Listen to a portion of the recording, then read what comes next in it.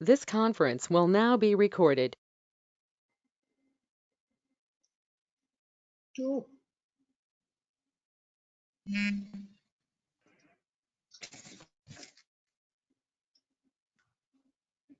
everyone. This is Debbie Ratliff. I'd like to welcome you all to the program tonight. I am the Adult Services Manager for Rockbridge Regional Library. Before we get started tonight, I'd like to ask everyone to keep your mic turned off unless you're speaking. If there are too many mics on at one time, there will be audio distortion, and that makes it difficult to hear the speaker. Just click the microphone icon on your little screen to turn it on and off. Red is off and green is on. So you just click that icon to turn it on and off.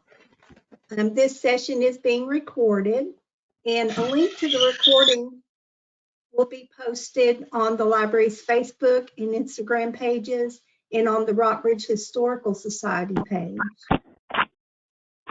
I'd like to thank everyone, all the organizations involved in putting this program together. I hear somebody's mic.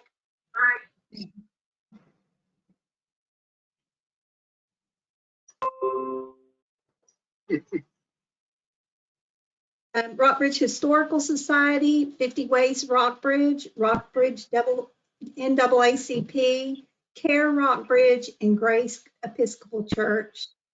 Our moderator tonight is Lexington Vice Mayor Marilyn Alexander. Ms. Alexander attended both segregated and integrated schools in Lexington, including Wilbur Downing and Lexington High School. She has previously served on Lexington School Board and currently sits on the Lexington City Council. So please welcome Marilyn Alexander.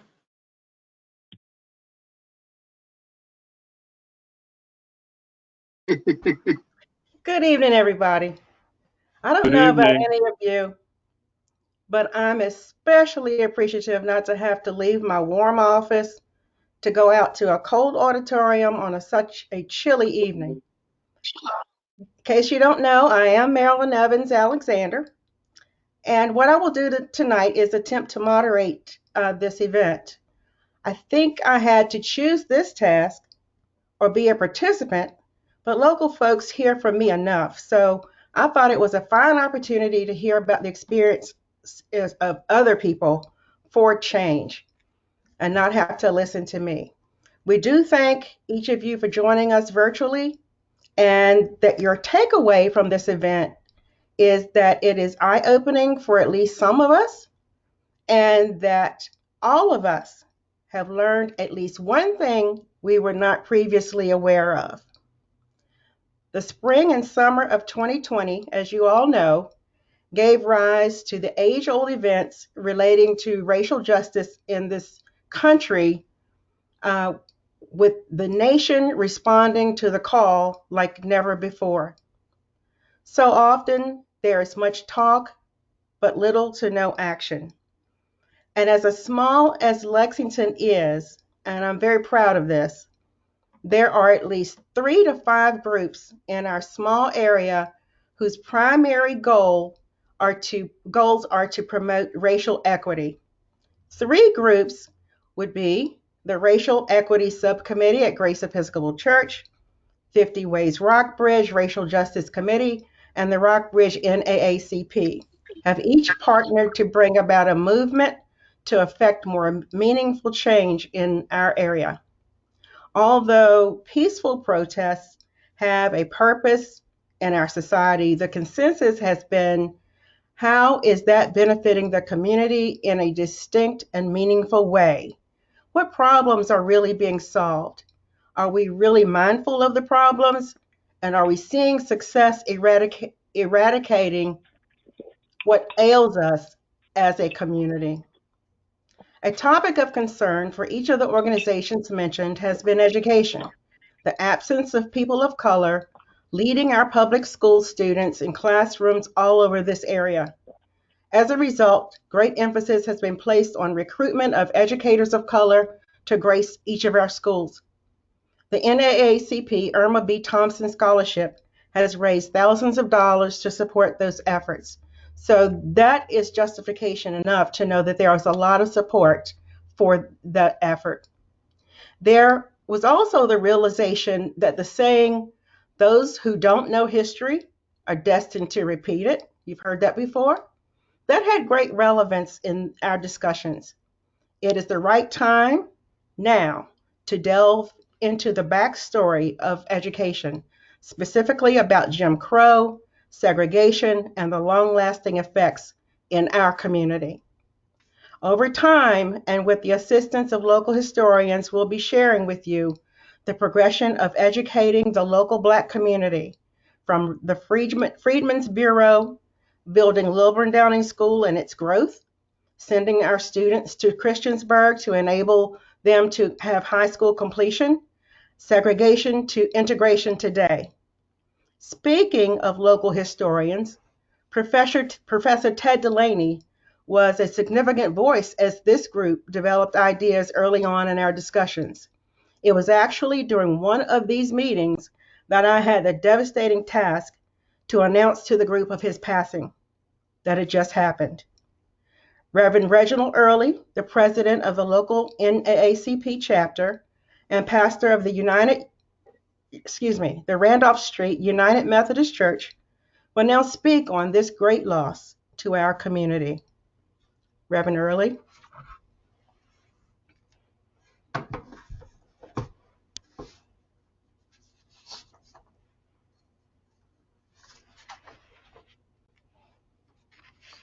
Reverend Early, you just need to click your microphone to make it active. The icon, the red icon.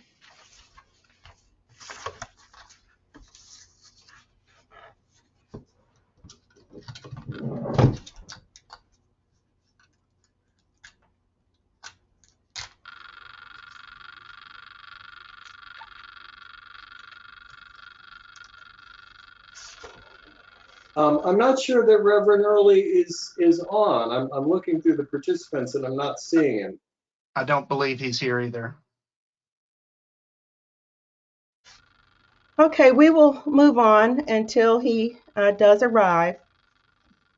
This evening, you will hear some of the history of then, including panelists telling their stories, reliving the 1960s.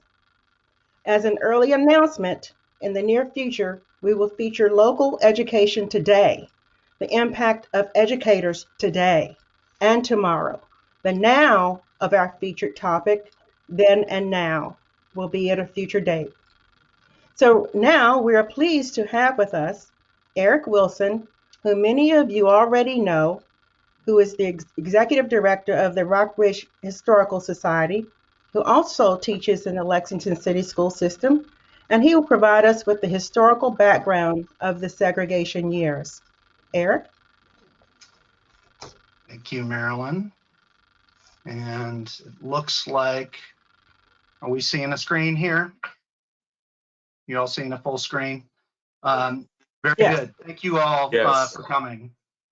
Except I need to, am I muted? No, I'm good. It's a little different interface. Great to see so many here. I think that's obviously a testament to the importance of the topic, witness to the range of groups that are involved too, and that common purpose. So I'm going to get right into it so we can have full and rich time for the personal witness that's given here. I'm going to start more or less in 1960 and spool back a century and then spool back up again.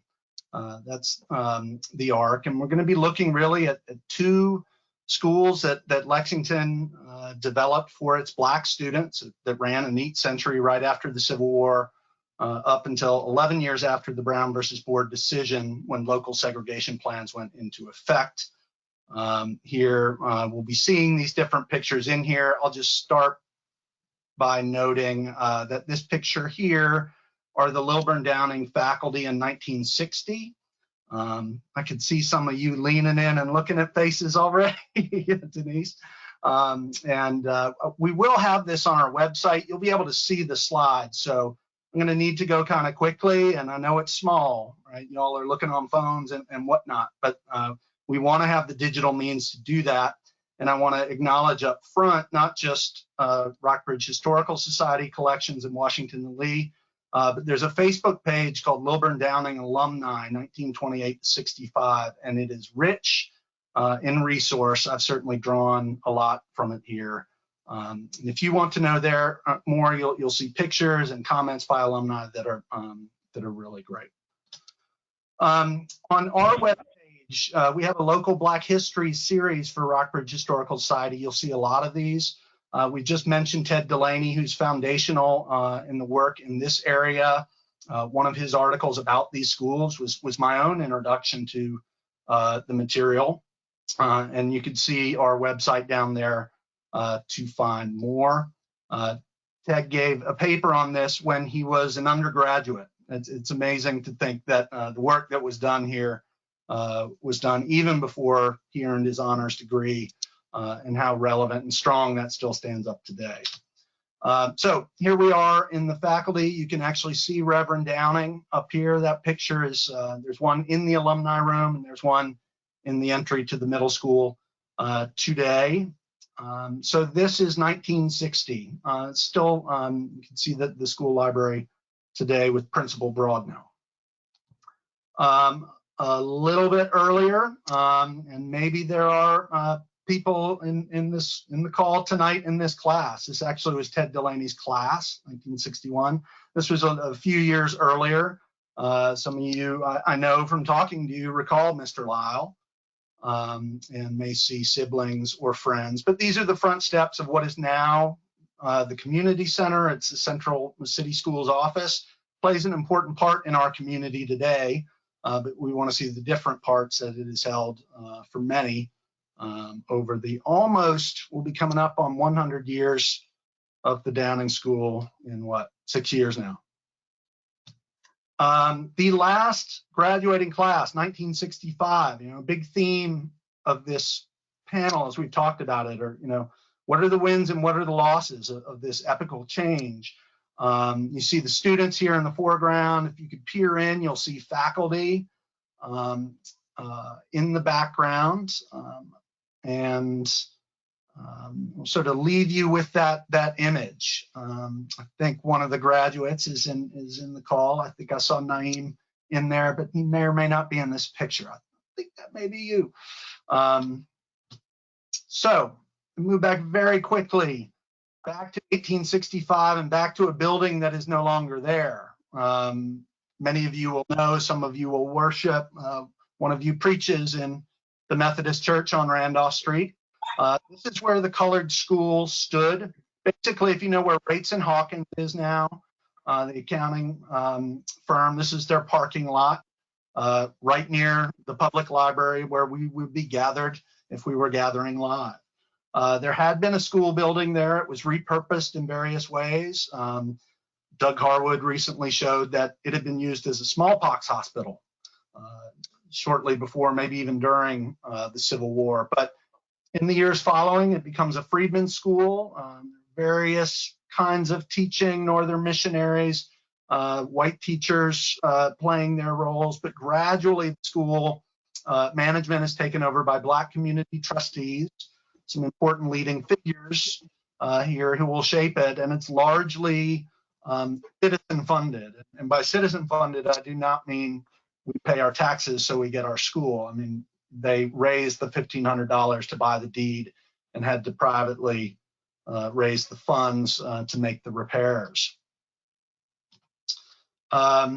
Mentioned Doug Harwood. This was in the Falls, a very good article about fractures within school boards and how decisions are made, who will step up, and how do you get the hard decisions made. It's really important. And again, Professor Delaney's article puts that in a bigger arc. I recommend them both. They're on our site. You can see in 1877 here, a map. Where's it down here is the colored school and the church, which also was founded in 1865. Okay, so this is the sort of map of Lexington we're dealing with. And then I'm going to jump to 1900. If you get the Lexington Gazette and open them today, you'll have seen these gentlemen. We ran a big piece about the longer arc of education here. In 1902, this is a posting. It's the sort of thing schools do at the beginning of the year, right? Superintendents, you say, these are our new faculty. We're proud of them. This is where they come from. And we announced that William Washington Jr. on the left, who would be 30 at this point, has degrees from Oberlin College and Storer College in Harpers Ferry, is appointed principal. And Charles Harper, this is a later picture of him on the right, has been to Lincoln College, Lincoln University.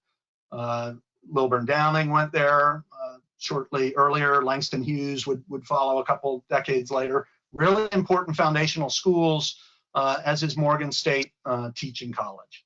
So they come here, and it's important to stress they're natives, right? These are boys who went on to this school, did well enough in this school to academically succeed and gain the confidence of people who could support them in higher education, and for different reasons came back to their hometown to teach and invested in the very same school that helped set them on their way. Of course, there were other teachers there. Were noted veteran teachers, Henrietta Evans and Nanny Clay.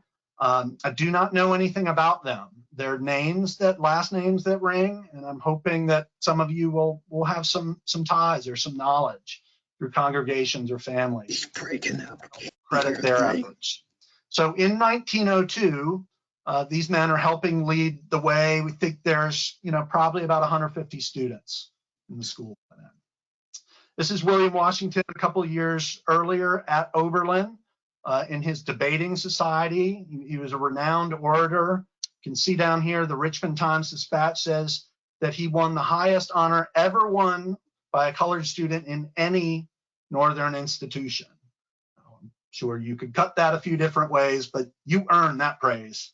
And it's clear that his ability in public speaking, his ability in networking really drove his career powerfully ahead. He would go on to Washington, D.C., and he helped sort of pioneer what is sort of like a YMCA, but it was a new initiative, the Colored Social Settlement.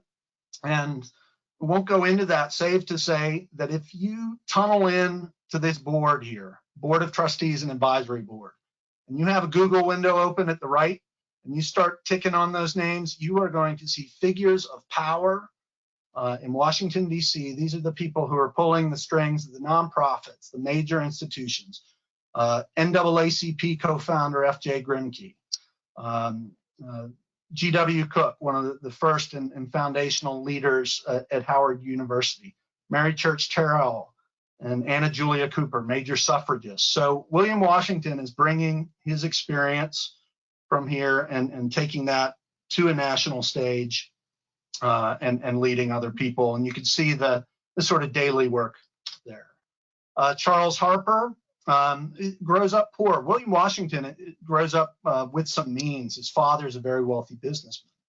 But Charles goes on. He gets the highest prize in theology by the time he takes an advanced degree. And we found that he's one of a half dozen, maybe 10 students in this period who are going to Howard alone, much less other universities. There's a brother and sister who do this too. I really want to find out more about them. So there's a degree from 1914, the eve of the Civil War.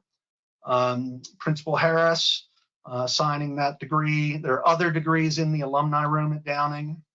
You can see here, finally, after a lot of pressure and push, the same year that the new high school is built for Lexington's white students, Lilburn Downing will be financed and built, and Reverend Downing will dedicate that. It's a remarkable speech. I mean, he goes into some heady kind of astrophysics philosophy in there. But it's neat to see that school grow, but it's not done. 5 years in, here are the parents saying, we will pay $55. We'll pool our money so that we can hire an advanced high school teacher. The school system did not allow children to get diplomas. There was a bar to that. So they're not asking the school board to fund it.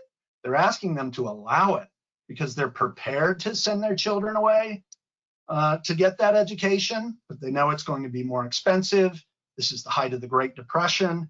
You know, this is a PTA in action right here. And I will note that Marilyn Evans Alexander told me that that is her grandfather there, Sylvester Evans, along with Eliza Walker, who we've noted, making this happen. And it does, you know, I don't know, who's next year, takes some time to get degrees granted, but it's that parent initiative. It's the readiness ultimately of the school board to work with them, and, you know, the work of the kids to warrant that education. So as we come toward the end here, fall of 1964, this part of Virginia is finally putting its plan in place. And one of our panelists tonight is part of that plan, actually. They were noted that 3 pupils were to be integrated at Ann Smith School. 1 student from Downing would be transferred to Central School, 2 transfers from Downing to Lexington High School. There were no students who were being transferred into Downing as part of their plan. Okay, but this is sort of the first step. Okay, and the next year, again, you've seen this slide, but this would be the final graduating class. And another of our panelists shared this today. She was a member of this class at Natural Bridge. This is the first year where classes integrated, 4th grade Natural Bridge Elementary. So we've come to this point, right? We've come to the point where next steps need to be made from the transition. They're from community leadership. We want to pay them forward by having students today explore that. You see them here in the school alumni room. Marilyn helped several years, has often helped programs with 4th graders and walking tours. You all are here as part of the educational journey, but the students need to do that too. And these will be the voices we'll hear from tonight. We're very grateful for the wisdom they've shared in advance and what they'll share with you. So I will tie off there, and I think we can unshare the screen, and I think I'll let Marilyn kick it to Ms. Smith ultimately. Well, actually, we're going to deviate a little bit. Okay, Reverend let's Early deviate. has arrived, and he would like to say a few words about Professor Delaney. Are you there, Reverend Early?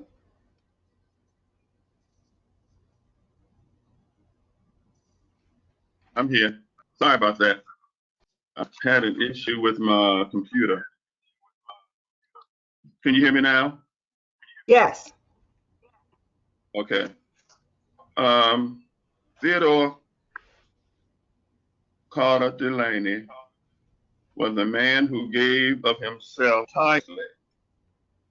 He was generous in giving back to the community that he loved. Ted was generous in giving of his time, talent, and resources.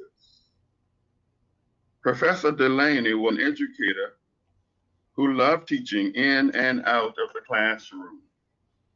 Without a doubt, he was a scholar and a gentleman. There are so many people who can tell their story of how Ted made an impact on their lives in a sundry of ways. Ted was the type of person who strongly advocated for the civil rights of people of color.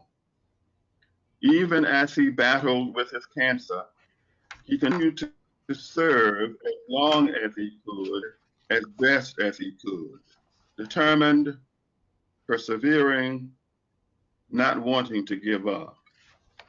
Truly an icon in unity because of his rich and memorable contributions to his family, his church, his profession, and his community.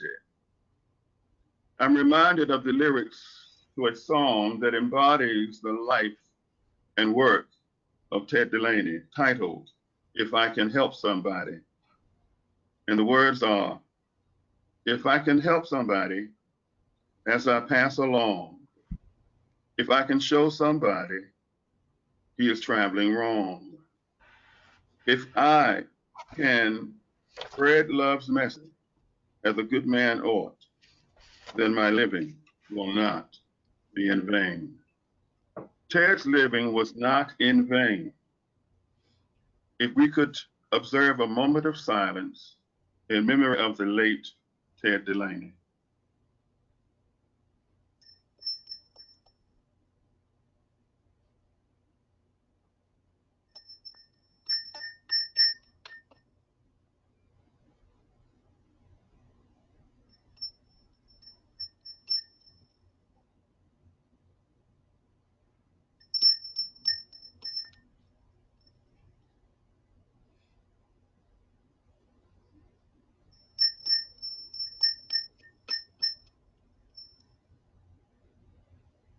Thank you. Thank you, Reverend Early, for your eloquent remarks. Now, I did send this program announcement to his family members, so it is truly my hope that they're listening now and they know how much we miss him.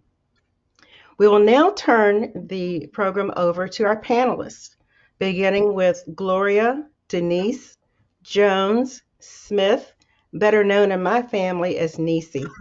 Are you ready, Denise? Unmute.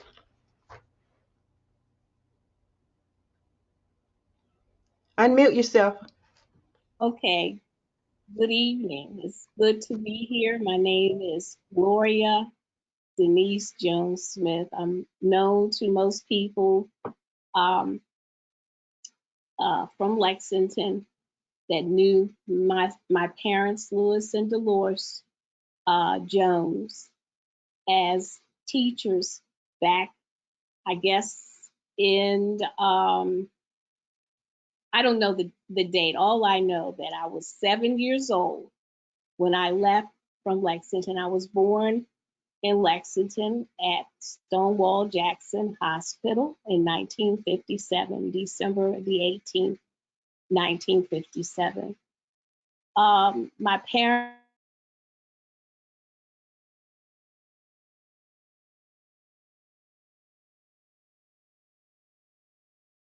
as teachers, they had come from Beaufort, South Carolina.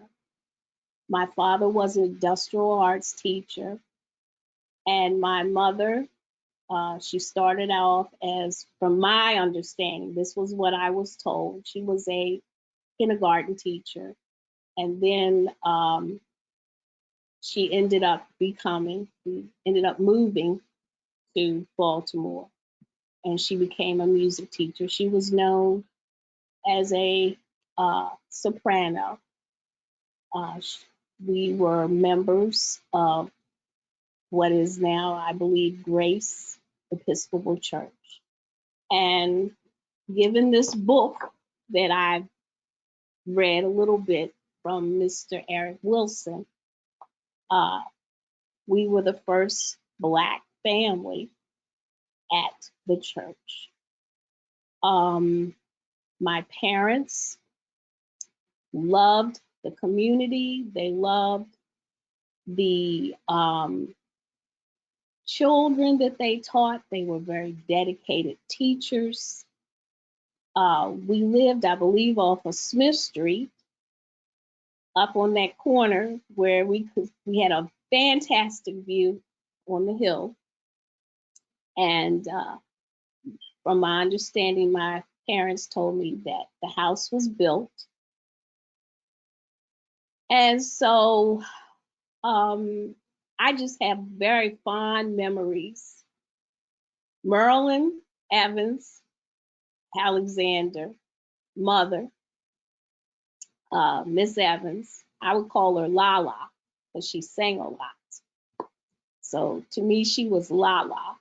She was like a second mother to me. So she babysat me while my parents taught. They were determined to stay here. They thought that they had found a place where they could stay. They were very dedicated. Whatever they were asked to do by Mr. Broadno, my parents did it, especially my dad. until they were told that they could no longer, their jobs were lost because of integration. And in fact, I was one of the 3 or 4 Black children that integrated Ann Smith. And I was told that they had to call or they had to write or get permission from the city of Richmond, the capital of Virginia, for me to go or to attend there. I had a wonderful time there. I didn't feel like anyone treated me badly. But the only thing that I had a question about is that when they put us in the school, they separated us. I thought I would get to see the other 2 people, but they separated us. But it was okay because the teachers were wonderful. They were very caring. And I didn't feel like I was out of place. But my point is that I was used to being around white people more so perhaps than my peers at the time. And I didn't know any different because my parents protected me from racism. And so when they were told they had to leave and they had to do another interview to get their job back, my parents were very hurt and insulted. So they left and 2 younger teachers left as well. And we were headed to Cleveland, Ohio, because my dad had a classmate who was in the Cleveland, Ohio public school. And so they said, look, we'll have a job for you. You all just come on up here. Well, on the way to Cleveland, we ended up in the state of Maryland. And my mother wasn't feeling well. She probably was upset and very anxious. And so he had to take her to emergency room at the hospital. She ended up at Johns Hopkins Hospital. And they ended up keeping her there. My father had a very good friend who was a childhood friend of his that worked in Baltimore. So we ended up staying with him and his wife. And it just so happened my mother was hospitalized for a good, couple weeks. And so it just so happened that my father's childhood friend's wife happened to be a Baltimore City public school teacher. So she got them their jobs, and we've been there ever since.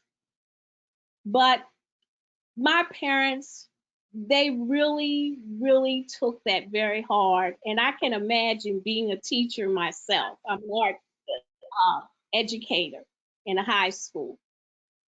And here, this was their second appointment. That was very disheartening.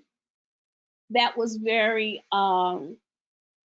very disappointing to them that they couldn't stay where they wanted to stay until they died. They really enjoyed Lexington. They enjoyed the community. They enjoyed the colleagues. They made a difference. My father was even a person that was hired by the the Census Bureau. So he got to visit the students and their families. And he was saying how he really enjoyed that because they fed him, they talked to him, and he understood where they were coming from, where his students were coming from. But that really, really broke their heart. And they were very proud Black people. My mother was from Omaha, Nebraska. Yes, Black folks live in Omaha, Nebraska. And she came from a background where her father was a porter on the railroad. And so a lot of people in Omaha worked with the railroad industry. That was their money. That was how they made their living. So she grew up in an area where people weren't really segregated. Everybody, no matter who you were or what color you were like on the same, level, so to speak. But my father had a very different experience. He came from Southern Virginia between Chase City and South Hill. Okay. So he had a very different experience. But I have very fond memories, and I can remember a couple of things. And one thing that I didn't tell Mr. Wilson, because I'm not going to talk long, I can talk and talk. But I did not realize how my parents had raised me to be able to advocate for myself in a world or at a time where people don't care for you because of your color. And I didn't understand that until I got to Baltimore and then to college. But I look back and I think about certain things, two things. One thing that I thought about is when we went to the movies. And we went to see, it was something that Sidney Poitier was in. And we went upstairs. And I remember leaning on the balcony and I looked down, and I'll say I was about 6 or 7 years old. And I looked down and I said, well, why can't we sit down there? I said, there's nobody sitting down there. Why can't we sit down there? And my parents said, well, it's a better view up here. You can see everything. Not knowing that how they had hid that element that, because I was Black, I couldn't sit down on the main floor. Okay, that's one incident. Then there was another incident that I recall is when my mother, she liked dresses and dressing well and so forth. And so I remember we used to go to this store off of Main Street, and it was owned by a Jewish couple. I don't know if anybody knows this or not. I'm just telling you what I saw. And every time we went in that store, there was nobody shopping in that store except my mother. And so my mother would pick the dresses out that she wanted. And the woman, there was a couple, and the husband would sit there with me and talk to me and keep me occupied. And he would give me Spearmint Lifesavers. And to this day, I like Spearmint Lifesavers. But anyways, I recall something like that. There was never anybody else in the store shopping when my mother was shopping. And we always went out the back door. That shows me that, once again, I didn't know that we could not go in the store with other people that were white. And then I remember one of the major department stores, I call it a department store.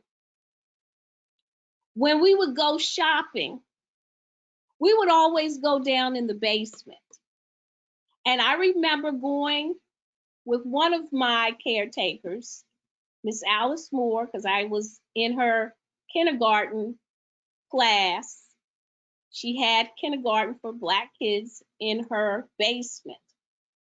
And I remember going with her because my parents would drop me off before they go to work and pick me up afterwards. And so I would go with her into the store. We would go to the first floor all the way down to the basement. And I would say to her, why don't we ever go up to the first floor? Why don't we stay on the first floor? Or why don't we go to the second floor where we can shop? She said, oh, well, it's good deals down here. It's better deals down here. It's good sales down here. And I remember going with my mother to the second floor to pay bills. But we weren't allowed as Black people to shop on the first floor, the second floor, and the bottom floor before you get down to the basement. But see, my parents, and back there then, your parents sort of hid that away from you. Because if I would ask, they wouldn't say anything. And I knew, well, I better not ask that question again. Because that was a sensitive topic. But my parents did a good job of helping me to advocate for myself in a world that doesn't care for me or doesn't like me. And so as time has gone by, I understand how to get along with white folks. Pardon me. Because my parents not only said something, but they showed me how to exist in a world that doesn't care for me. Not everybody love you, but you can speak up when you're in situations when people don't know who you are, don't know where you come from, and don't even understand how you feel. And I'm happy about that. And that's something that I want to pass on to not only the children that I teach, but to my children as well as to my grandson.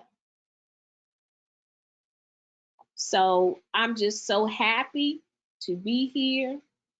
I'm happy to tell my parents' story. I'm kind of sad that they weren't here to see the challenges that you all in the community are willing to make. Don't be afraid to open your mouth when it's time to open your mouth. Don't be afraid to say what is on your mind, because God made all of us different and He gave all of us different experiences. And hopefully we can pass that on to our children to the point. My daughter, I have a white son-in-law. I never thought I would get to that point, but I love him. I love him to death. I get along with his family. But I never thought that I would get to this point where I would have a white son-in-law. And so I'm saying this, you never know what your children or what your grandchildren might have to do. If they do, don't fight it. Learn from it as we get older. Thank you. Thank you, Denise. And I want to tell you that your mother survived teaching me first grade. Oh, she Yes. And thank you for being a voice of reason when there's reason for a voice. Thank you so much. Stanley Land.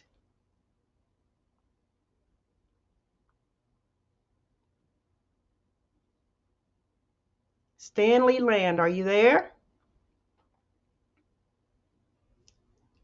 I think you're muted.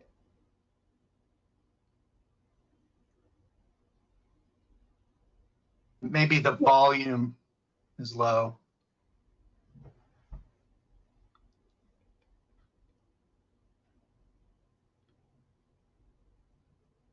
Good evening. Thank you for the invitation to participate.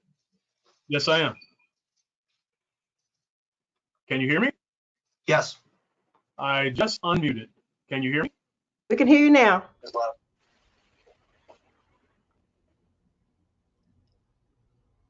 How's that? Hello? Does that improve? Okay, It's great. good. Good evening again, and thank you for having me to participate in the panel. I'm very pleased to be here. I think my portion of the program was to speak to the integration of the county schools, Rockbridge County Schools, as I would leave Lilburn Downing at the end of the 1964 school year and move to Rockbridge High School in 1965. I've been thinking about what I might say quite a bit, and one of the things that I recall from being a student at Downing, and I do fondly remember the Joneses as teachers, but at Downing we had a number of really high quality teachers, and perhaps it was because I was a black student going to a black school, and I saw these impressive people. To me, they were quite impressive people who were educated and were there to lead me and lead the other students there. But there were some outstanding individuals there at that school, and I think part of that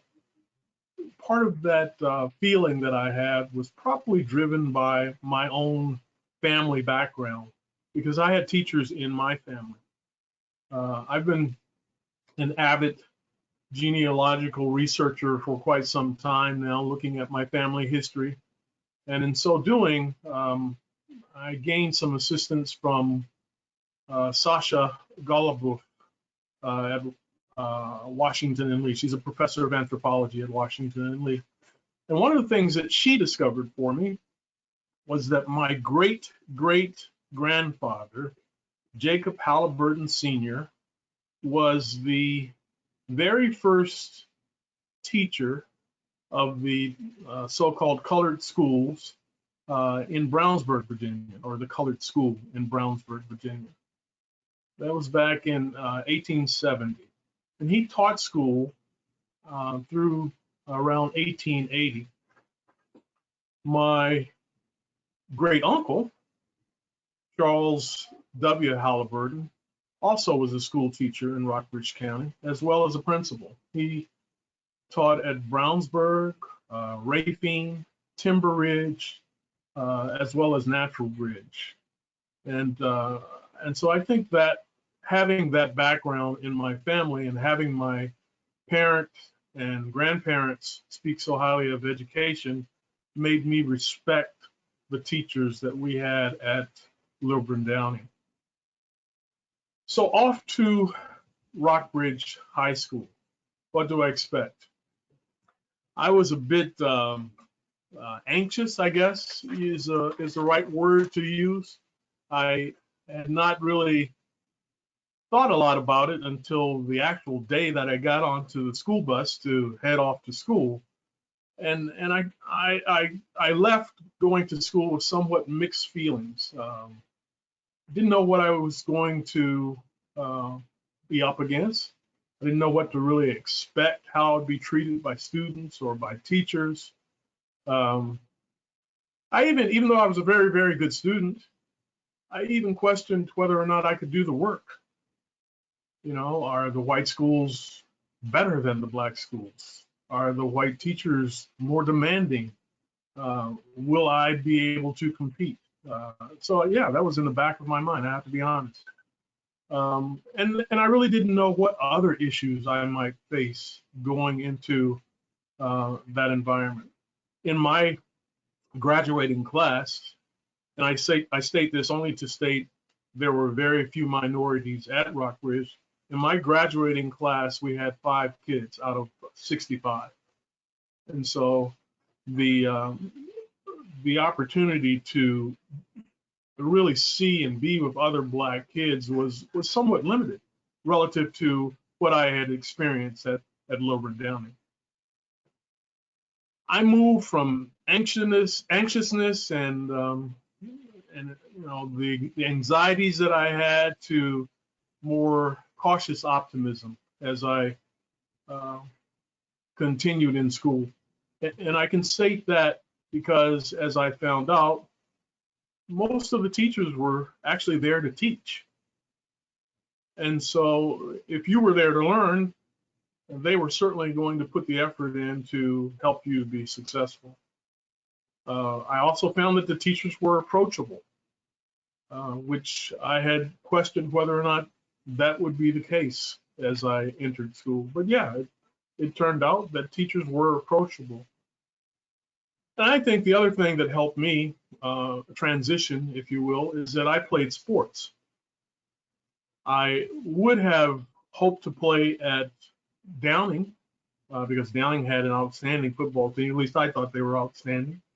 And I had every hope of playing there, but it would have been difficult because I lived in Fairfield and had to ride the bus to get to school in Lexington. So being in an after-school program at Lilburn Downing might have been very, very difficult for me as I look back. But at Rockbridge, that was not the case. There was busing service for the kids who wanted to stay for after-school activities, so we could participate and then yet get home after the activities were finished. And by being a member of the football team, it allowed me to begin forming friendships.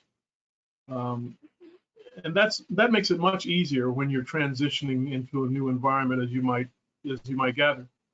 And so, because of those friendships, it helped me to continue to grow and prosper at Rockbridge. There were issues. I wouldn't be honest if I didn't state that there were issues. First and foremost, Rockbridge, its mascot was a Confederate soldier on horseback. They were called the Rockbridge Rebels. They would sing Dixie at our games. So there were things that I really didn't respect as an individual, and certainly as a minority, that we somehow had to put up with at least early on in that period of time. The other thing that was somewhat frustrating as we began the process is the fact that we really had no Black teachers.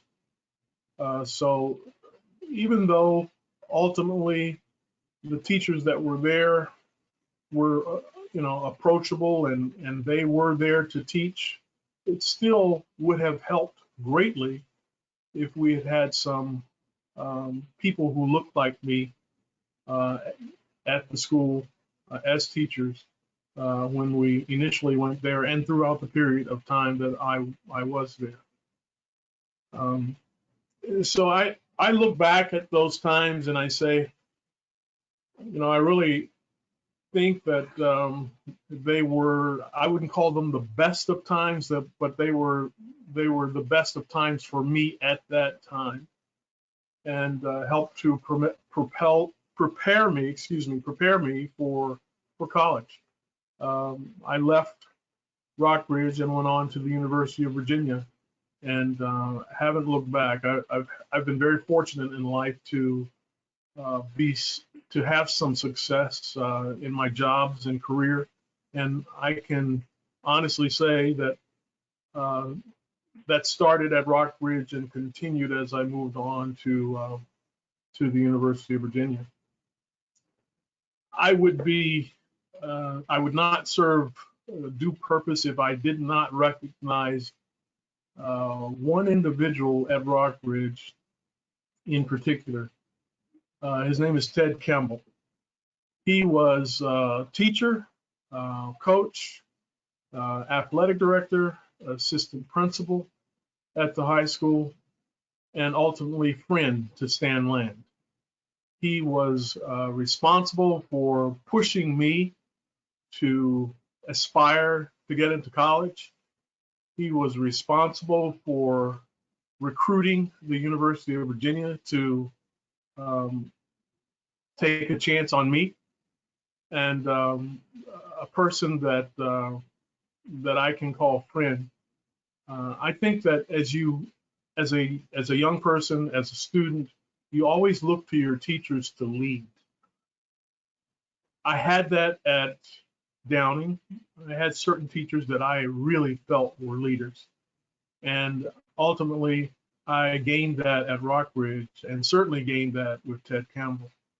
So if there's any message that I would convey out of my comments, is that kids want teachers who can show them the way, if you will, who can lead them to their tomorrow, whatever their tomorrows will be. Black kids in particular need to see people that look like them and think like them and feel like them and have gone through some of the same struggles that they go through as well. And so I think a school system has to be balanced in its approach to its organization, both from a teaching standpoint, from an administrative standpoint as well. So I hope and pray that as you consider, as your group considers the various issues that you have to be faced with going forward, that we keep in mind that we do need balance in the school system. Thank you.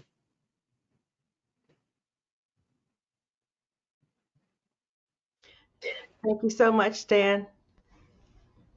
Your sentiments are taken very sincerely and seriously. We hope that we maybe can call on you in the future as we work with the various school systems to help them to understand, how serious this is for not only our Black students, but white students alike. It is important to know that, white students benefit from having diversity in their leaders in the classroom as well. So thank you for that. Next, we have Debbie Funkhauser to share with us about Natural Bridge. Debbie, are you there? Yeah. So I'm Debbie Funkhauser, and I grew up in the southern end of the county, 4 years behind Stanley, I think. So I went to the Natural Bridge schools, and my intent today is to share the experiences of my experience of integration as a white student, and to offer testimony of the ways in which my life was enriched and enhanced by it.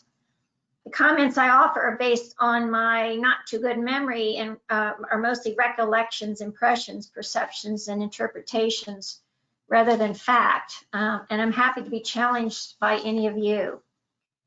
First, I'll paint a picture of the community in the southern end of the county in which I was raised. We were incredibly homogeneous. We were like 99.9% Protestant, 100% native born, probably 90% white. We were very flat economically. We were children of farmers, factory workers, laborers, and small business owners, a few teachers. There was very little higher education among my parents' generation. And most of those were our teachers and the doctor, of course. Most of us who attended college were first generation. Our community was very stable. We had very few students arriving or departing. And my own social life revolved around my extended clan, church, and school. I lived on a farm, and so I had few friends within easy distance. So school was very important to me. There are two Black communities in that end of the county, one at Natural Bridge, which I assume grew up around the resort, and another larger community in Glasgow near the carpet factory. I know that some families in Glasgow descended from the enslaved labor force at Buffalo Forge, which was a topic of an earlier RHS program. In the days before integration, there were 3 elementary schools covering grades 1 to 7. One was in the Natural Bridge for white kids, and there were 2 in Glasgow, one for the white kids and another for the Black students of Natural Bridge and Glasgow. At 8th grade, the white kids combined at the Natural Bridge High School, and the Black students were bused to Lilburn Downing. On a side note, I recently learned that the school building for the Black students was a really modern new school building. And I was told that the school had been built in an effort to stave off integration by offering separate but equal accommodations. That building was subsequently used as a gym for the integrated school as well as Head Start, and it's today a community center. Prior to integration, I had very little exposure to coloreds. I remember riding with my uncle to take a truck full of junk to the town dump, which was on the far end of the Black community. I was a bit overwhelmed by the enthusiastic greeting we received from the neighborhood children. I didn't know enough to wonder why the dump was in the Black community or why our tired old junk would be of interest to them at all. Another memory was attending Lexington Christmas parades and seeing the very impressive and lively Lilburn Downing marching band pass by. I can still feel my stomach quiver from the big bass drum. I didn't think to question why they were at a separate school. And I wouldn't have encountered Black people at the movies because they were upstairs in the balcony with the good seats, as Gloria said. Integration came late to our part of the world. I was in 4th grade for the 1965-66 school year. I was fortunate that my parents had not expressed racist points of view, but neither were they civil rights activists. There was simply very little conversation on the topic. My mother told me the night before the first day that there would be colored children in my class and that it would be fine, that they were children just like me. And I know it sounds hokey, but in the back of my mind, I could hear that little Sunday school song that we sang, Jesus loves the little children, all the children of the world. And I believed it. I started my 4th grade year with some nervousness as well as an open and curious mind. You saw the picture earlier Eric had in his slideshow of that integrated classroom. That was my classroom. And I remember seeing, and that was at the end of the school year. So by then we had been together for a school year. But I remember seeing those 2 new Black students seated in the classroom. And I knew enough to realize that the situation must have been intimidating for them. After all, they had lost a lot. They had left their old school building, their Glasgow friends, their bus driver, and their teachers and principal. Their Natural Bridge friends were distributed among other classrooms, a few in each. When I look at that picture now, I can see that I had lost nothing. My school, my teachers, my classmates were still there. Instead, I had gained new classmates and an opportunity for broadened horizons. I remember one Black teacher who came to us from the Black school, but she was in another classroom. It didn't occur to me to wonder what had happened to the rest of the teachers from the formerly segregated school. I know 1 or 2 had been hired at the integrated Glasgow school. Nevertheless, I had at least one example of an educated Black woman in a teaching role. By the time I reached 6th grade, the school had hired a newly minted Black male teacher. And as with all new teachers, we thought he was fun and cool and refreshing because we had had enough of those veteran teachers, most of whom were women. In elementary school, we were isolated in our classrooms, but it was in high school where our world expanded. In 8th grade, the 2 now integrated schools combined at the high school. And another historical note is that that 8th grade year was, the start was delayed by Hurricane Camille. That was August of '69. And it affected many of the Glasgow families. And Camille was another Rockbridge Historical Society program 50 years ago, a couple years ago. So in high school, we had more freedom in the hallways, in the lunchroom, before and after school, and we could participate in electives and extracurricular activities that spanned the grade levels and were well integrated. It was in those spaces that my most enriching moments occurred. It was a small school and a small community with few activities, so school was where it all happened. I was in the band and eventually joined the cheerleading squad, which had 3 Black cheerleaders out of 8, as well as a young Black teacher coach. Cheerleading, along with majorettes and pom-pom squad, was really our version of girls' sports prior to Title IX.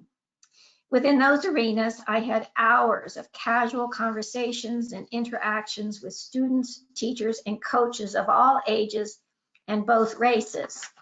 It was in the band room, at after-school practices, on the gym bench, on the team bus, and during hotel stays at regional competitions that I received an education that was as valuable as the one I received in the classroom.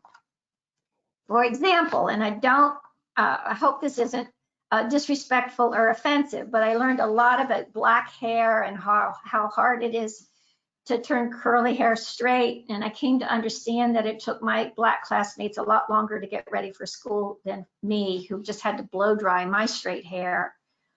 I learned about Black skin and how visible dry skin can appear. There was always a demand for lotion in the locker room and prior to games. I learned about soul food and came to understand that it was born out of what was available and how it had been rendered delicious. I learned about Black music and dance, which was the background of my teen years. And I learned the importance of the Black church and how exuberant church services could be. Most importantly, I learned that the intelligent and talented parents of my classmates had had their opportunities circumscribed by Jim Crow, how they had to leave home to finish high school, how even decorated military veterans were limited in their job opportunities. I could see the effect of those limits in the modest homes from which students met the bus. These lessons were all far more important to me than the ones in my textbooks, such as my Virginia history book, a copyright 1957, revised edition 1964, which espoused that, quote, life among the Negroes of Virginia in slavery times were generally happy. The Negroes went about in a cheerful manner, making a living for themselves and for those whom they worked. Meanwhile, there was nothing in those books about Jim Crow, civil rights, voting rights, or integration. When time came for me to consider college, it was my dear upper-class African-American friend, captain of the cheerleading squad, who encouraged me to reach for the University of Virginia, where she went and where Stanley went. She was a high school class of 72. I was 74. She knew that I could do it, and I believed her. I did go to UVA, and there I met my first Northerners, Jews, Catholics, students, and faculty of Asian and Indian descent, first and second generation children of immigrants, and my first open gays and lesbians. Later in life and work, I experienced even more diversity. I always felt that my African-American classmates, coaches, and teachers played a huge role in preparing me for life after Natural Bridge, and I am indebted. I left home feeling hopeful and optimistic that it would only get better. After 40 years away, I returned to find that we haven't made as much progress as I had hoped. I believe that diversity is a strength and a benefit. We owe it to today's local students to prepare them for an increasingly diverse and interconnected world. I look forward to attending the next phase of this program, at which current students will speak about their experiences. Thank you.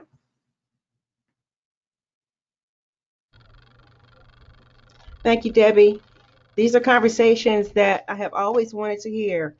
I always hear about the side that I come from, but I don't hear much about yours.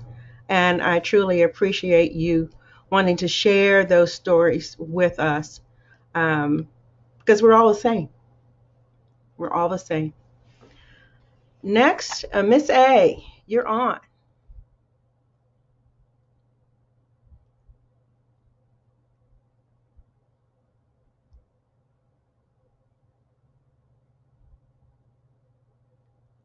think you're still muted.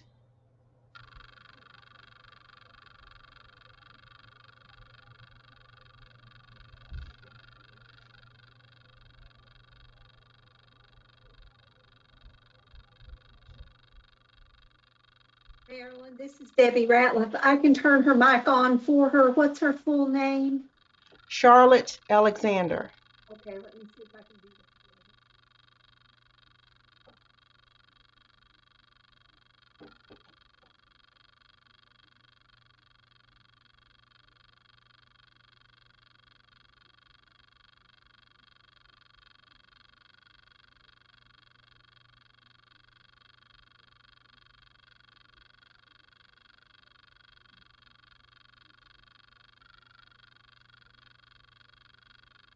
Charlotte, use your mouse to kind of wiggle along the bottom of the screen and see if you see a picture of a mic.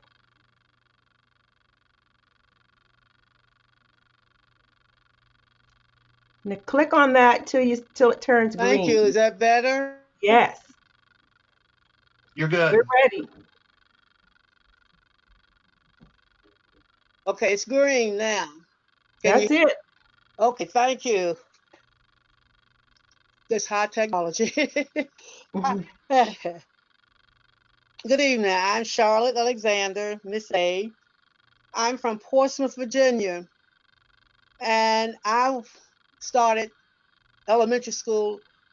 You all probably know anything about it. 1952, and I was in a segregated school system. And what happened was we had two entrances. For example, my birthday was in February, so I started school in January. The friends of mine who had birthdays in March, they had to wait until September to join. So therefore, we had a class A and a class B.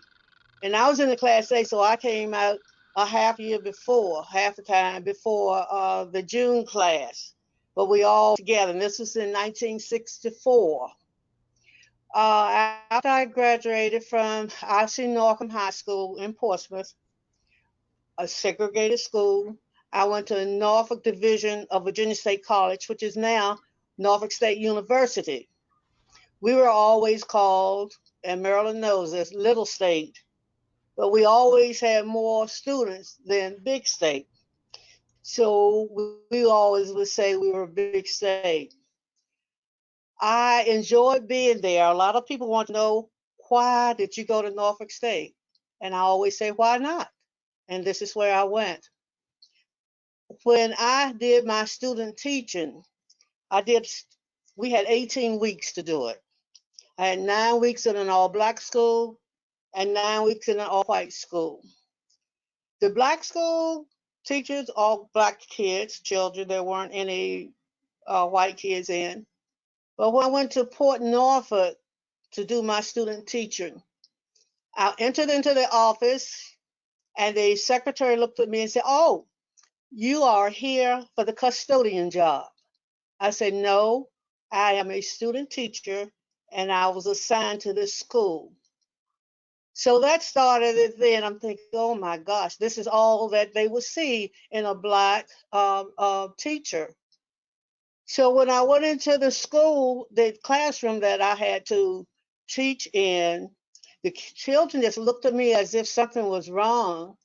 And I introduced myself and they introduced themselves. And when I sat beside one of the little fellas, he kept rubbing my hand and I asked, "What's wrong?" He said, "I was just wondering if this color would come off." I said, "Oh no, this is my color." "Well, is it a tan?" And me being funny, I said, "Oh, sure, it's a tan. It's my lifelong tan." And this is the way it went. So we had a good 9 weeks in there teaching, and then I graduated from Norfolk State. And after I graduated, Mr. Clyde King, I never will forget, came recruiting. And I went to his table, which was Lexington City Schools, and I talked with him. He gave me an application to fill in. And to this day, he always say, "Charlotte, I got you to Lexington." Well, I had never heard of Lexington, Virginia. So what I did was, didn't have GPS then, didn't have, what is that thing called? Google and all. So I had to go to the encyclopedia, which some kids don't know what an encyclopedia is. And I looked to find out where Lexington, Virginia is. And what I saw was just the paragraph that had population 5,000, Washington Lee University, Virginia Military Institute. Still didn't tell me anything, but anyway, they 81 had not been completed and 64 had not been. So I had to ride the bus 9 hours from Portsmouth to Lexington. And the bus station at that time was right in front of Kenny Burger. I think it's now some type of medical place. And I would leave at 11 o'clock at night to get to Norfolk by 6 in the morning. Then my sister would pick me up. I would go to Portsmouth, and it was time for me to turn around Saturday night to come back Sunday so I could be ready for school on Monday. This is the way it went. When I first came and was introduced, and I got the contract, I was introduced to the new superintendent at that time. And then I was taken to Waddell Elementary School to meet the principal and all. Mr. King was the principal at that time. And when I was amazed because there, was a Black teacher in every grade when I got there. There was a Black teacher in first grade, Della Delaney. Our second grade, then there was third grade, Elvia Brooks. There was fourth grade, Christine Warren. There was fifth grade, Hortense Craney. And they had enough over at Downey, but I wasn't affiliated with Downey, knowing all of those teachers. But some of the same ones who were at Downey stayed. We had a great time because I could talk to someone. And then what happened was that the one started retiring. So when one retired, she wasn't replaced by a Black. So then the second one retired. And as a matter of fact, after my 31st year, I said, well, I don't know if I'm going to stay here another year or not. So what I did was I waited because I was the only Black teacher left in Waddell Elementary School. And as a matter of fact, I was the only Black teacher in the city of Lexington school system. And when that time came for me to go, I was asked if I would go recruiting. I went to the historical Black colleges. I went to Virginia State. I went to Hampton University. I went to Norfolk State. And at this time, I also went to Old Dominion, which started having a lot of the minority students there. And I had quite a few people ask, oh, I would like that. Well, the thing that hurt me, I took those applications back and gave to the superintendent, and nothing was done. They did not call not one of the students that I had interviewed or had given an application, and nothing was done. So I was thinking, well, do they want someone else? And at that time, I just loved the children because the Black students, they had someone that they say, oh, you look like me. And they know, okay, I've been there. I know what you're going through. I wasn't raised rich. And when we graduated from high school, the Black kids only had 3 things that you do. You could either become a teacher, a nurse, and the guys go in the military. Those were the 3 occupations that we could go through. And as a matter of fact, Reverend Early and I went through the same things. The only thing is I'm much older than he is, but we were at the same high school, not together, and we were at the same church. But I left there and came here.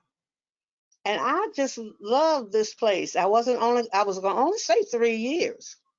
And the reason I was going to say 3 years because coming from a large place, and this was a small place, and I'm thinking, what is there to do? There was no housing.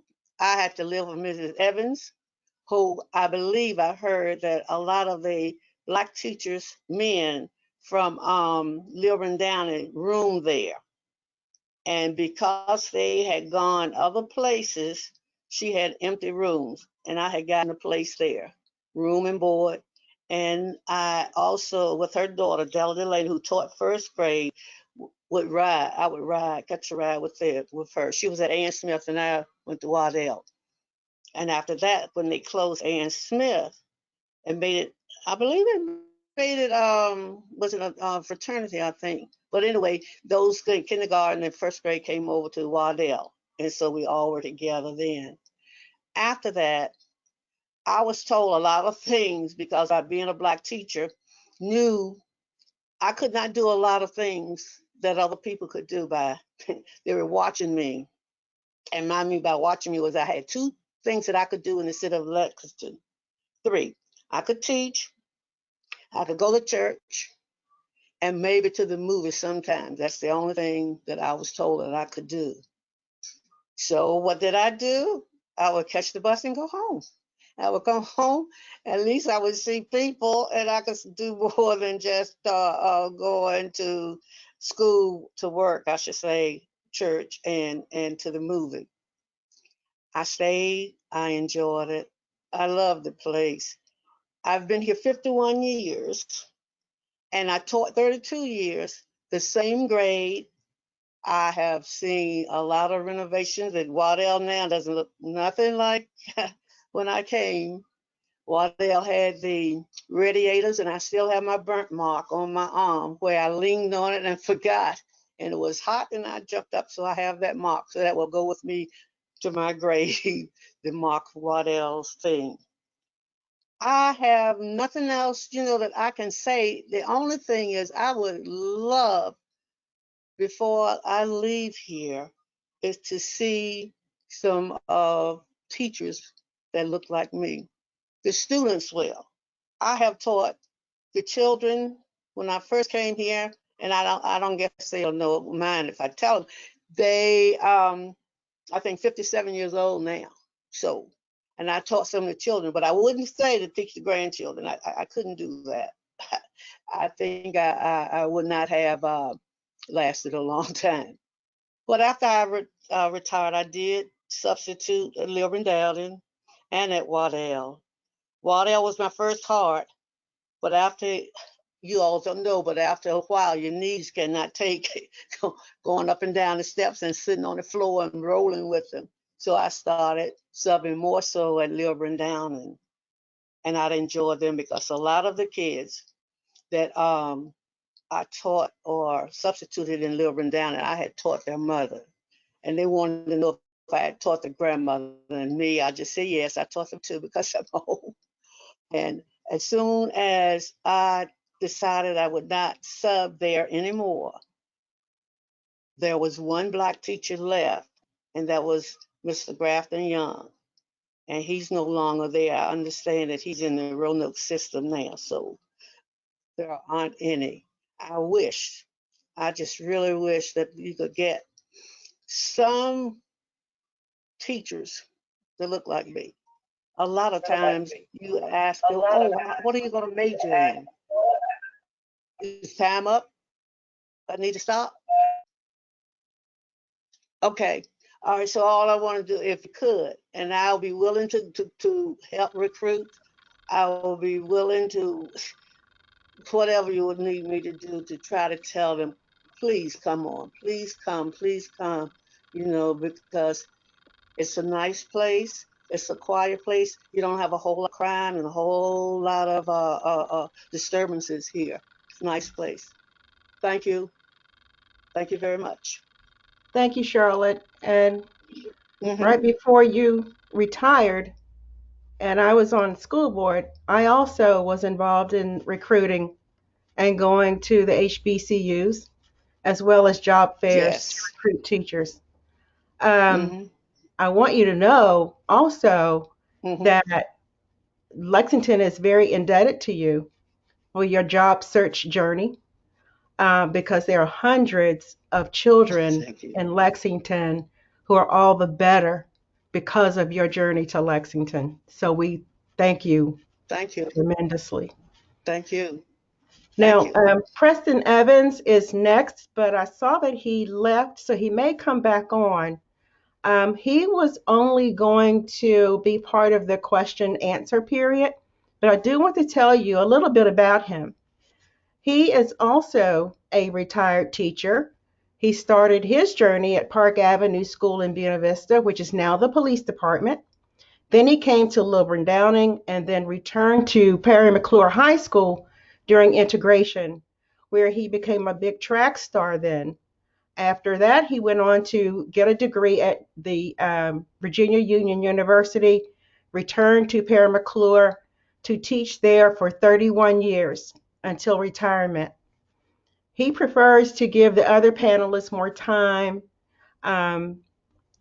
for speaking, so he chose to just be part of the questions and answers that you may have, and the other panelists will join in also.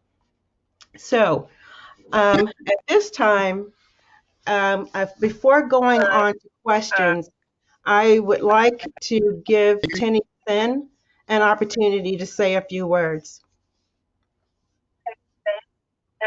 Thank you, Marilyn, and thank you for everybody who's been speaking and organizing. I'm going to keep this very short. This forum is about the benefits of educators of color in our community. And we have members of the school board on here listening, for which I'm very grateful. But what can you do to advance this? What you can do is you can write letters to the editor, but first you can write to your local school board officials and tell them how you see our black students, our students of color, but also our white students, how they benefit from having a diverse faculty, having a diverse set of teachers. So please do. The Rockbridge NAACP has a ton of money, just sort of like a signing up bonus. So if the school board recruits from HBCUs like Miss Alexander and Miss, wait, are you both Miss Alexanders? Yes, you're both Miss Alexander, Charlotte and Marilyn. Yeah. And like they said, how they had advanced, they had gone specifically to recruit from HBCUs. If we can adopt those kinds of targeted and deliberate policies, please ask your local school board officials to pursue this aggressively. I know that they are overwhelmed with COVID-19, but this is an important time in our history. We are finally all coming together to recognize the importance of diversity in our community and in our nation. So please, if you will, write to them, call them, talk to them, and hopefully a year from now, we will have a ton of Black and brown faces in Rockbridge County High School and Lexington School Board and Natural Bridge and everywhere else. That's it. Thank you. Marilyn, thank you for letting me speak. Sure. And thank you, Tenny. And to add to that, I know that because of the pandemic, I am almost certain that colleges are finding creative ways to have job fairs. We just need to find out about them and partake of them. We have to get it done. Q&A time. We have a few minutes left. Is there anybody who'd like to have any questions for any of our panelists tonight? Mr. Hockaday.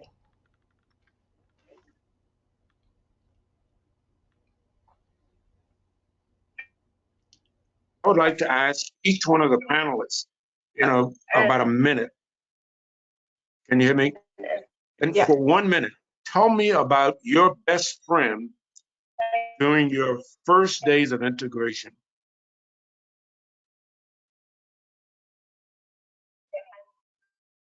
Debbie, if you would please start. I can't think of the earliest years because we were in elementary school and we were limited more to the classroom. And it took years, I think, to have enough. My best friend of all or best Black friend? No, your best friend. My best friend, I knew, at that point, I knew who my best friend was. Our families were friends and we grew up together.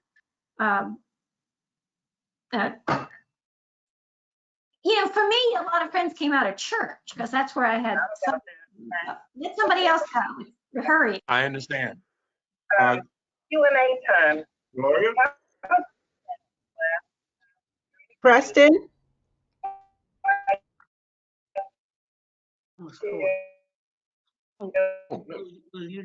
Can you relight the power lights yourself? Stanley, Yeah. any comments?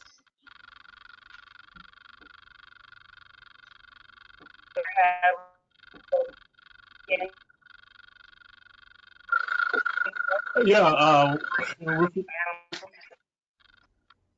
I think it's bleed over. Try it again. Gloria? Oh, okay. Yeah, I would have to say my best. I would have to.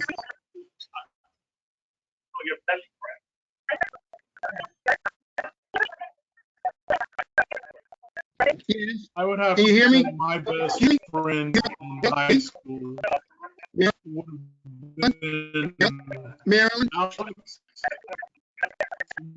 Lipscomb. I think we have a lot of interference here. Stanley, if you could finish talking, and Preston, if you could talk immediately after.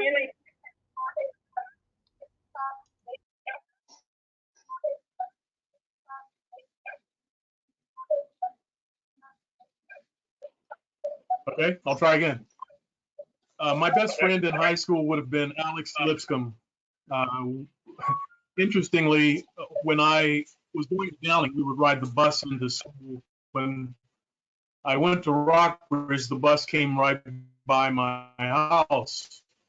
But once my senior year rolled around,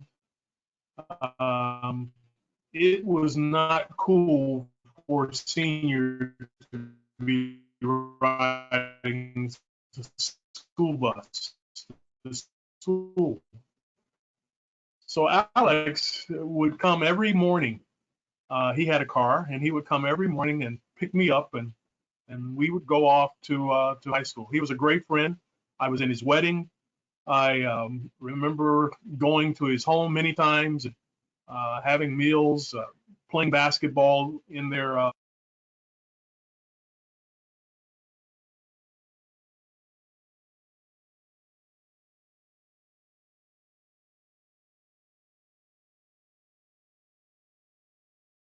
Thank you very much. Preston, any comments about your best friend in high school that you first met?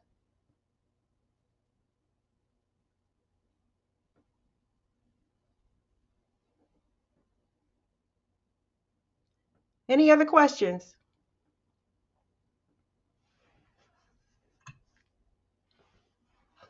Any raised hands? I'm missing. I hope I'm not missing anyone. It's a pretty big screen to look at. I have a question, Marilyn. All right. Sarah Wilson. It's for Mr. Land. And if I got it correctly, you said that when you went to Rockbridge High School, there were, or maybe it was your senior class or whatever, but that there were 5 Black students out of the 65 students in your class. And I'm wondering where the other Black students went to, or before you integrated, were there only 5 Black students in your grade?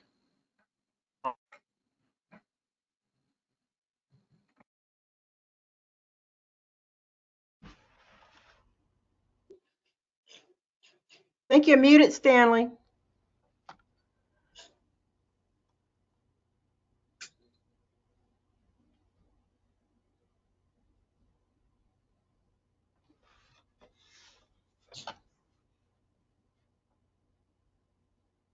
Or maybe your volume needs to be up. There were only 5, or actually there were 6 Black students in my grade. And no, I'm not. All these people. Just the ones that you can see.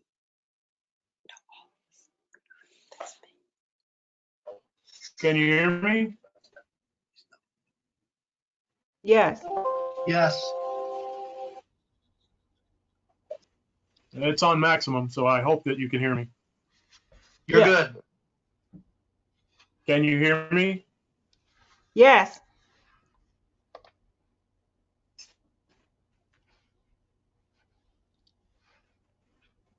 Hello? Can you hear me? We can hear you. Intermittently. Sometimes I can hear him and sometimes I cannot, even though his microphone is Okay. green. There were 6 Black kids in my class as I was. 5 actually graduated.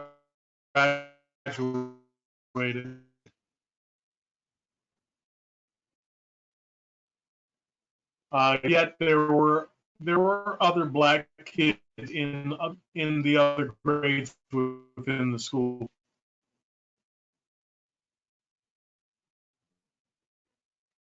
Does that help to answer your question? Yes, thank you very much. I might add that right before full integration, because it was done in phases, but right before full integration, there were 440 students at Lilburn Downing, the elementary and the high school. So once full integration took place, all of those students were scattered all over Rockbridge County and Buena Vista, from Goshen all the way to Natural Bridge and over into Vesuvius, all over. Fairfield, Brownsburg. So that's why the numbers were smaller in classrooms, because they were scattered so far to go back home to their schools. Preston, are you on yet? Preston, we'd love to hear from you.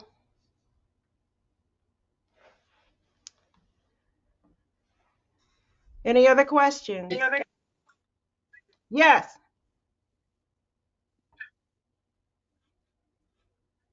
Miss Alexandra? Can you hear me?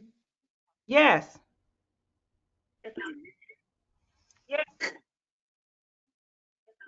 Marilyn? I can hear you. Marilyn? I can hear you. There's a the connections are, something's wrong with connection. Eric, can you tell him you can hear him? We can, Preston, we can hear you. There's a lag, so just tell your story.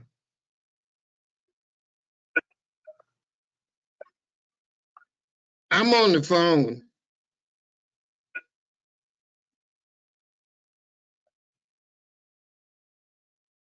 Okay, talk. Tell us your story. I'm watching you all, but I'm on the phone.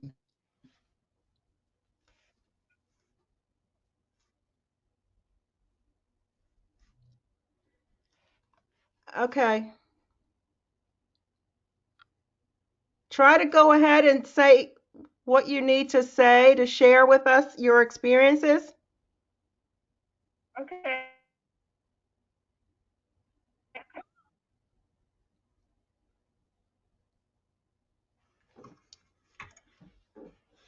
Are there any other questions? Marilyn, I wrote one in the chat because it sounded like people's audio were cutting out. Or to you, if you. The question is, would you encourage your children or grandchildren to pursue a teacher preparation program and to apply to teach at a school system like Lexington City Schools? Why or why not? Gloria, would you like to answer that one? Well, teaching nowadays is rough no matter where you I would encourage in fact, my daughter, my middle Marilyn? child, she teaches. And she's a music teacher. She has a voice like her grandmother. And so if I would encourage my children only to teach if that's really what they want to do, because teaching is not like it used to be. I teach in a large school system, and it's a lot of politics. It's a lot of, I'm sorry. There's a lag here. So Debbie, can you help him? It must be his connection, and I'm hearing feedback from our voices in his audio. So I'm not sure unless he could just go ahead and talk without stopping. Denise, I'm sorry to interrupt you, but don't worry about it. Let's see if we can get him on one last try. Preston, go ahead and talk because we can hear you.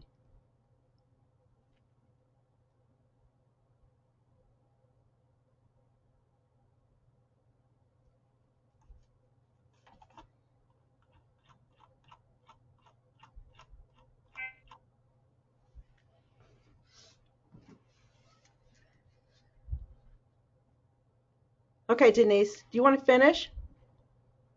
So what I was saying, you have a lot of kids that come with a lot of issues, and parents aren't what they used to be, young or old, and the world is different than what it used to be years ago.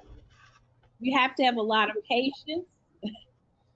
You have to have a lot of stamina, and you got to be a strong-minded person because you're up against a lot of issues that really don't have to deal with teaching, but come from sometimes administration and the school board, and come from people that make decisions that really don't work with children or don't even have a child or a grandchild. And so that would be the only reason I would encourage my daughter or son or my grandson to go into teaching if that's really what they love. You have to have a passion nowadays for it. It's not what it used to be. And hopefully this school year I will retire. And that's all I have to say. I love teaching. I love working with children, but it's just not what it used to be. That's what I would say. Anyone else on the panel would like to comment on that?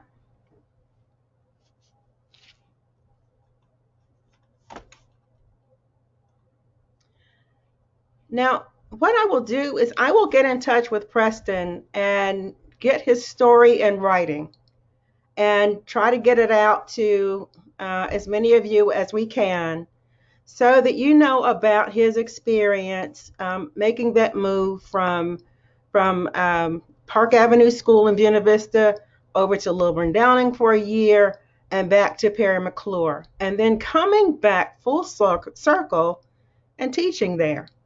So we will try to get his story. At this time, I would like to say thank you to so many individuals and organizations. First, we say thank you to each of our panelists who shared their heartfelt experiences, finding them again from as far as Maryland and Texas and the local area right under our noses. Each of you took an interest in our desire to support our pursuit of racial equity in the education of all of our children.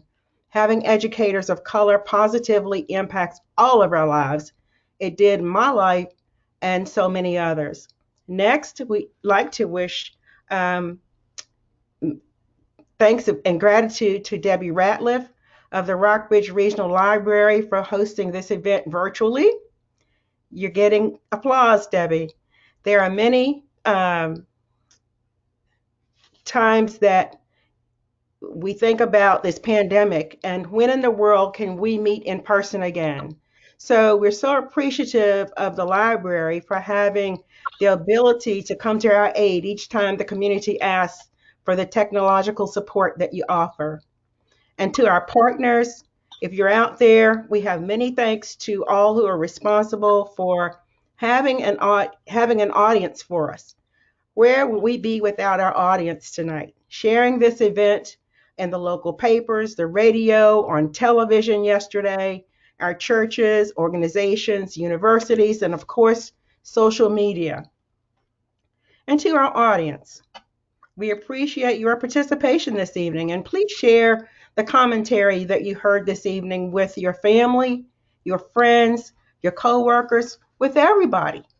Living in this world of constant change, surrounded by cultural diversity in every walk of life, except education, is a grave injustice to the young minds being molded into good, productive citizens. It is imperative that we continue our quest to that end. If you're still out there listening, it is our hope that you are open to continuing these conversations with your peers. We look forward to letting you know when our next in the series is coming in the near future, and we hope to see you back on with us again. Good night.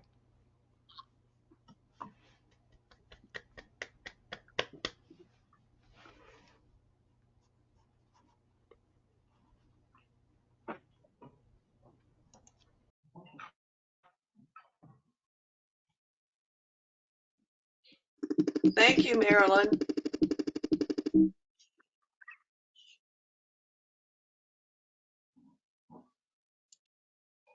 I just want to thank you. Ms. That's great. Charlotte Alexander for teaching my son.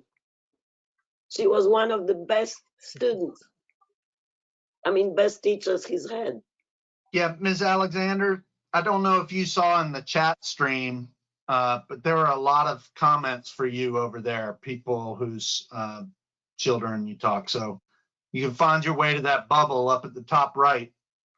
There's some love in there for you. Did you see that? I think I might be able to send that to you, Marilyn. I'll try to do that. Okay. Well, it's actually for Charlotte Alexander, the teacher, who received a lot of comments because there are so many parents who appreciate you and what you've done for all of our children. Do you see it, Charlotte? Do you see the conversations on the side or on the top? I think I took some pictures and Debbie Ratliff was able to extract the chat and we can send it to her. But I've been hearing about Miss Alexander way before, a long time. I didn't know who she was, but always I've heard so many stories about you, ma'am. Thank you. Thank you very much. The Lexington icon right there. Oh, I taught Maryland's kids. We taught one, you didn't stay for the other one. Yeah, I didn't stay. I had to leave. I tried. Oh, well, okay, could you send that for me? You say the printouts or whatever? The yes. Comments? Yes, the host will try to get that for you. Yeah. Okay, that would be nice. I just would like to see if I taught them. Okay. Or their children. Or the children, yeah, or the grandchildren. Yeah, the children's children. I didn't want the no, I couldn't do it. Okay, well, that's wonderful. I didn't realize, isn't that something? I had a feeling I was really loved, you know. Of course. Oh, me. As a matter of fact, I think I'm the oldest panelist up here. And I love it. Maybe the wisest panelist. That's true. Well, I'd rather say I'm the oldest panelist. Thank you, everybody. Thank you. Good night. Thank you. And who are you? Tinny? Yes, Tinny. I'm just a member of Thank you. She's a mover and a shaker in Lexington. I don't know about Who that. is that? That was Reginald telling you Oh, about Tenny, that. okay. Amen. You're telling me about, About Tenny. oh, okay. She's a Okay. mover and a shaker. Reginald only said I'm a mover and a shaker. I think he's referring to my old bones. Our bones are older than yours. Has Eric gone? Eric, I would like to say something to him. We bet, I'm were, okay, we were chatting when you introduced yourself and called me and found out that Eric had lived in Portsmouth and the elementary school that he went to was the one that I did my student teaching in. So when I said Port Norfolk, he knows exactly where my high school was. I mean, he knew everything. And He that knows was, everything. that was But he was a young, Reginald young too, kid right? then. Norcom? Yep, exactly. Norcom. And one of my friends, and I'm going to text her tonight, May Francis, Breckenridge. And I'm going to tell her about Eric Wilson. And I'm going to say the young man, the young Eric Wilson. The thing about Eric is he knows a little bit about everybody, so be careful. I bet he does. I'm quite sure. I'm quite sure he is, Well, because I think I The burned his ears out. the Excuse woman me? you're speaking of is interesting. She helped, and both my wife Sarah and I helped turn what had been the colored library in Portsmouth. Right. And Okay. the city acquired it and moved it, and that has become an African American History Museum. Yes, indeed. And I was a it member of involved- that library. And I it was a member of involved that students library. in the creating of it. You know, students were filming histories with Mhm. senior residents who had used the library. It was that was a little engine that could, and just taught me a lot about thinking about how a school community functions over time, Mhm. right? That it wasn't just this 12-year cycle, but it was people who still Right. very, and And I it was. clearly felt that here Mhm. with Downing and the high school. So yeah, well, came from Portsmouth. It is a nice little town. Has its What's a challenges. nice little? Wait a minute. Did you say Portsmouth was a nice little town? I said we're glad you came from Portsmouth. Oh, from okay. This is a nice little town. Both Portsmouth There and you go, Lexington that's have better. their challenges Yeah, I was and their getting upset rewards. now that Portsmouth. I like that you're here. Miss Alexander, I wanted to tell you that Yes. this forum was a culmination of our local Rockbridge NAACP.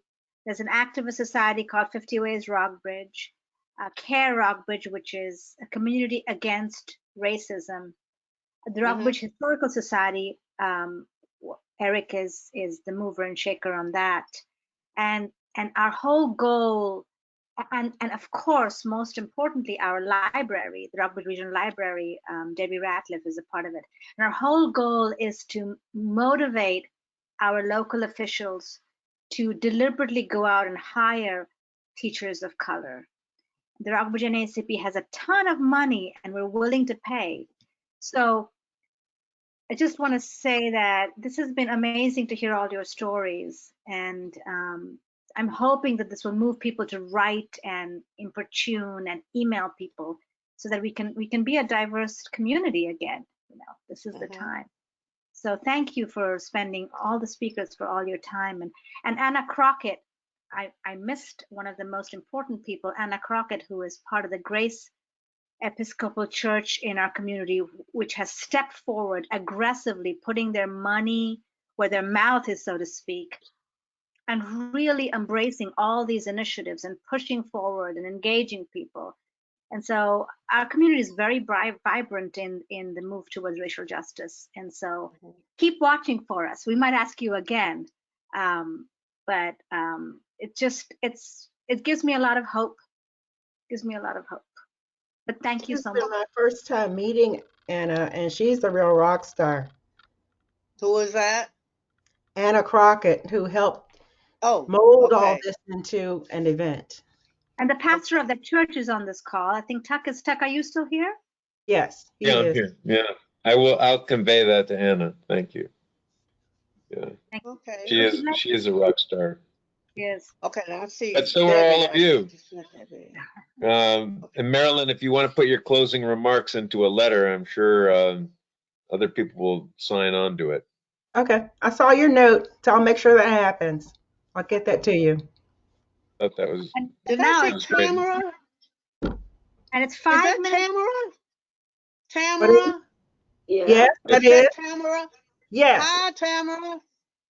Hi, How are you? I'm okay. I hope you are okay. Okay. I'm doing well, thank you. I recognize some of the names, that's why. Yeah, she was trying to ask you something about her son that you may have taught. Well, He I played didn't know piano, didn't he? He was a pianist? he was a pianist, but you taught him math. I remember. And I remember you told me he's in California. Yes, he is. Oh, see, I remember him.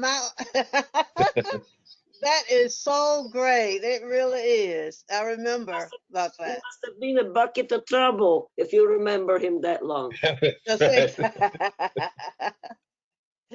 think he's Everybody old. stay safe. Yes. So I don't want to be a party pooper, but Miss Ratliff, who is very patient, has been working Yeah. all day. The library closes in We gotta 4 let her minutes. go. So I Oh, think we should all okay. say goodbye and good night. And she's not Thank saying you. Okay, good night. Thank Good you, night. Debbie. Good night. You Thank guys you. are fun. Good night, everybody. Good night. Good Good night. night. I had I'm more so to sorry I say. missed I had it. more to say, but I won't. Thank Bye. you. Night. Okay.